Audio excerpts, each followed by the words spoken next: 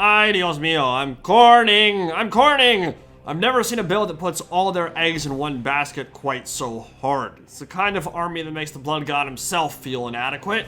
Like maybe he didn't reap enough skulls. Maybe he didn't drink from enough veins. Maybe he's losing his touch. Triple, top-tier monster mash. 3 of the strongest, angriest, and most expensive in the game, taking on Isabella the Vain. And you might notice if you take a look at army compositions here, the Khorne company is quite unusual. About as expensive and top-heavy as one can possibly be built. Who needs bodies? Who needs numbers? It's an unholy trifecta of pure, unbridled fury. Skarbrand the Exiled One, fully kitted out with all 3 of his main abilities and the Axe of Slaughter and Carnage.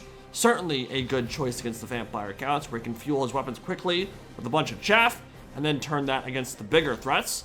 The one thing I'd change for him right now is that he probably deserves Gore Feast regen in melee, like the Bloodbrute Behemoth, who of course benefits from that powerful regen strength from flesh. He's a 4-armed cyclone of destruction that can rip and tear through basically any target. And below the Freaky Cowman is the Hellforged Host, one of the most expensive and elite infantry units in Immortal Empires. You may be sensing a theme by now. 3 Exalted Bloodletters as the main line, and Khorne's Bloody Fist, anchoring the right as another bonus large option with an absurd stat line. As I said, this army doesn't represent the Blood God, it surpasses him in every way imaginable. I absolutely love it. On the other side, Silver Host of Lamia are rocking with 2 Blood Knights and the Dire Pack, and they are going to have a lot of heavy lifting to do in this one. Flying overhead is Senorita Quickly Swiftly, imbibing from the Blood Chalice of Bathory, in keeping with the theme, you know, blood and skulls, and she can use Red Fury and Van Haal's Danse Macabre to seriously supercharge her Blood Knights against high-value threats. Below her are the Sternsmen, Graveguard Great Weapons, and a Balefire Corpse Cart to help against demons. Although the flaming damage may not be ideal versus Khorne, magic attacks certainly are helpful. Necromancer's there for more magic and summoning with his Unholy Rod, and a Mortis Engine, which can be the bane of any infantry build, but especially one consisting of demons. If it stays alive, your high model count units are dead. Period. So, some silly and off-meta builds here without question. Let's see how Coop's vampire counts and John's Khorne Warhost get on. And as the battle gets underway, Skarbrand is wasting no time looking for a target to immolate. His Bellow of Endless Fury is a real easy way to get Slaughter and Carnage cooking. This will be a particularly roasty and toasty cast, because half the volley just flew over the head of the zombies and took out a bunch of the Dire Pack. Not a bad way to start. Now if you're playing as Khorne here, the Blood Knights and the Mortis Engine have to be top priority. Nothing else really matters. If the Mortis roams free, the lesser demons are dead really fast, and SEMs are kinda trash when they have to fight everything by themselves, which means Ghorgon double Bloodthirster just won't work. The Blood Knights are legit spooky too. They're going right in as Wrathful Reaper activates and Master of Beguilement is sent Skarbrand's way to lower his melee attack by 40. The Hellforged Host will have free reign to slice through endless tides of zombies and Graveguard this game. I legit think they could probably kill the Sternsmen, a great weapon unit, and 6 units of zombies without breaking a sweat, but they may not have much time if the Blood Knights or Mortis Engine decide to target them. That's why the Gorgons here can pretty much single-handedly zone them out. Now I want y'all to prepare yourselves, because you're about to see something utterly obscene. I have personally never seen this interaction before, and as Horn of Khorne activates around Skarbrand, we just went on a ride. Take a look at those Sternsmen's HP. It's gone now. They lost 6,000 health to a Ghorgon that wasn't even targeting them. They had an attack order clicked on the Mortis Engine and just straight up deleted them. I've never seen that before. The Sternsmen, who have 50 melee defense and regen, almost got one-shotted by the Bloodbrute Behemoth. What in the ass? Something to do with impact and collision attacks, I think, but that was wild to watch, and the Sternsmen are basically out of the fight now. Huge blow to the vampire counts 1 minute in. Skarbrand already at 1.1k weapon strength, but he's perhaps a bit overzealous despite his terrifying stature, because Isabella responded with everything on her own Blood Knights. Red Fury, Von Hall's Danse Macabre, Scroll of Shielding Ward Save, and probably an Invocation of Nahak soon to follow. Blood Knights can kill any single entity in the game, really, when supported that well, so Skarbrand has to be careful. But the Bloodbrute Behemoth is going after the Mortis Engine, and the Blood Knights are coming in to help it, because there's actually not a whole lot the vampire counts can do to prevent their Mortis from being sniped here. You've got 3 single entities with that kind of mass and speed. The Mortis is actually in huge danger and may not be able to accrue much value against those Bloodletters. Now, in the center, they're already crumbling. They're gone, mostly because of that Blood Knight charge, but partially due to the Mortis and its pull through at the start. Skarbrand and Khorne's Bloody Fist are drowning in bodies over on the Vampire left. Izzy on her Hellsteed coming down to join in the revelry. This is where that ward save for the Bloodthirster could pay some big dividends. Both melee factions trading blow for blow.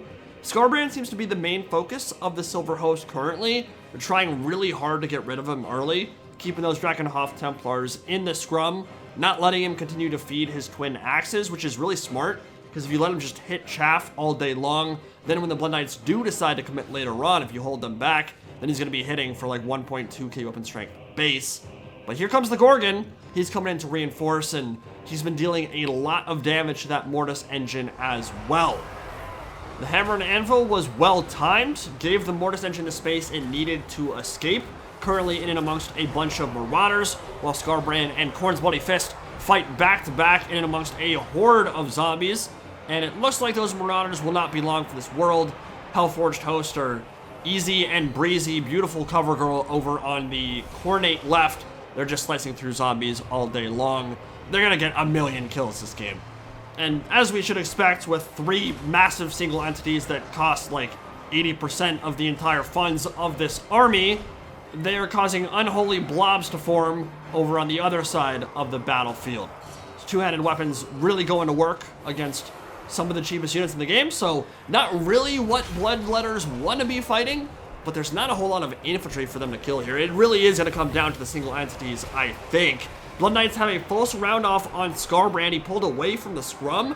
That's isolated him now, and 2 full units with Invocation of Nahak have surrounded him. He'll activate Wrathful Reaper for extra weapon damage and AP. He's breathing fire all over him, but he needs some help here. The Bloodthirster or the Ghorgon need to charge in because, I mean, 2 units of Blood Knights with a full surround off on a single entity, and the fact that Skarbrand's being debuffed by Master of Beguilement, which has been used exceptionally well by Isabella this game, already been cast on him twice. We can see the effects. The Exiled One is melting away, but Khorne has a secret play. Relentless Rage makes him unbreakable and means he cannot drop below 1 HP, which means he'll get a bunch of extra attacks in before he crumbles out. Really smart play. And while that's happening, the Mortis engine is isolated. The Ghorgon can push through limitless hordes of zombies to get at it, and the Mortis is going to die here. So as Skarbrand disappears, the Mortis does as well. Interesting trade there. Not really worth it if you're Khorne, but you are going to lose one of your single entities if the Blood Knights are committing that hard to killing them. There's nothing the Blood God could have done about that one, so reasonable trade regardless, even though the Mortis engine is less important for this army, I think, than Skarbrand is for the Khornate one. I do wonder if the Bloodbrute Behemoth would have been better served going after those Blood Knights sooner. I think it could have gotten a bunch of attacks in the rear while they were fighting Skarbrand. Maybe cause one of them to crumble out. You can see Isabella is throwing a deluge of Invocation of Nahex their way, trying desperately to keep them in the fight because she realizes how important they are here. They're really the only single entity killers the vampire counts have. If they lose their Blood Knights, taking down Khorne's Bloody Fist and the Bloodbrute Behemoth is going to be exceptionally difficult. So they have a full surround off, but this Ghorgon with that 0.2 regen per second is so hard to kill. It's extremely good healing on a creature that already has a massive health pool and some of the best anti-large capabilities in the entire trilogy. And it's not just that BVL, it's also its ability to tear through chaff. I mean, it can kill zombies and stuff super effectively as well. So yeah, earlier I said there's not much infantry on the field. Really what I meant was there's not much elite infantry for those Bloodletters to kill, so I don't feel like the foot troops for Khorne are all that important right now. I really do think it's going to come down to Khorne's Bloody Fist and or this Bloodbrute Behemoth, which is beasting it up right now. So he's gooning up with both of his monsters against this Blood Knight. Meanwhile, in the background, the Hellforged Host is engaging the Tithe and looks like it's about to cause them to crumble out. One of these Blood Knights is on slivers of health. They have not begun crumbling, but they're super close. The other one is a little bit healthier, but not for much longer. Khorne's Bloody Fist is at 1800 health, and that is dropping fast. Ghorgon is attacking Isabella, which I don't agree with, and I'm not even sure is intentional. Might have just switched targets to her in the middle of the scrum. But he's actually leaving Khorne's Bloody Fist alone here, and that Greater Demon is going to disappear back into the void. I think the Bloodbrute Behemoth should stay in that fight and ensure those Blood Knights disappear. I think he's pulling away because he wants to get his Ghorgon some more strength from flesh regen, which is not a terrible idea. I love that animation, by the way. That is so freaking cool. But this is a situation where if the Blood Knights are allowed to regroup and get their leadership back, that might just be GG, game, set, match right there. And he is so agonizingly close to getting rid of those cavalry. But the right fist is down. The Ghorgon is back on the other side of the battlefield now, fighting alongside the Hellforged host, which means he will be getting regen, but that might give the Blood Knights more time to have an invocation of the Hex sent their way. Their leadership has stabilized. They will stay on the field. In fact, I think both units are still around. Yes, they are, and I think they just got a heal sent their way too. So, the Ghorgon, with Master Beguilement cast on it, minus 40 melee attack, I think has been putting in serious amounts of work all battle long, retreating back inside his own infantry. It's where the armor piercing of those troops could really come into play here. The elite armored cavalry of the vampire counts coming in from behind will go for a hammer and anvil, but the Bloodletters are very healthy and they have very high melee stats. They can definitely beat the brakes off Graveguard, but those are supported by Von Halsdon's Macaw, which will push their melee attack over 50, close to 60 with their innate bonus versus infantry. And here come the Blood Knights. The Ghorgon responding in kind. It was tucked in and safe amidst the Bloodletters, and then charged out and got a really good attack into the Blood Knights, who are still fighting and have 1000 HP, only 11 models remaining. Ghorgon may have just got a kind of crappy animation that carried it too far forward. It's taking a lot of attacks right now. Ideally, it would want to be inside that infantry formation, but you can't always control an SEM to that extent. The animations will carry it a little far forward here, and yeah, it's taking a lot of attacks, and it proved to be too much. It will rout despite its great leadership, and the Hellforged host will follow in kind, sent back screaming into the void. Really interesting, funny, cool-ass build from John FB in that one. For the vampire accounts, nothing was really impressive except for Isabella and the two Blood Knights. 4,000 damage value apiece. They were incredible. They had 3 SDMs to kill, and they more than got the job done. A lot of that is due to Isabella. I don't know if she cast a Blood Chalice Bathory that game, but I know she cast a lot of Invocation of the Hex their way. Von Halsdon's Macabre, Red Fury, Master of Beguilement, all those debuffs and buffs for her own troops made those Blood Knights turn into straight up blenders, and Khorne's Greater Demons had trouble with it. The Ghorgon, the Bloodbrute Behemoth, had 4,400 damage value, so a fantastic performance from it.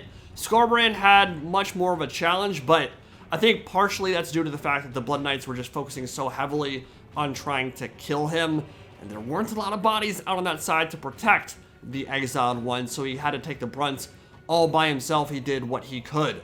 Hellforged Host got over 500 kills, absolutely insane, but by far the most impressive thing this entire game was that Ghorgon charge that almost one-shotted the Stearnsman. I've never seen that interaction before. I don't know if that's new with this patch, but that was wild to watch, and really an awesome battle, really thematic and fun. Hope you guys enjoyed it.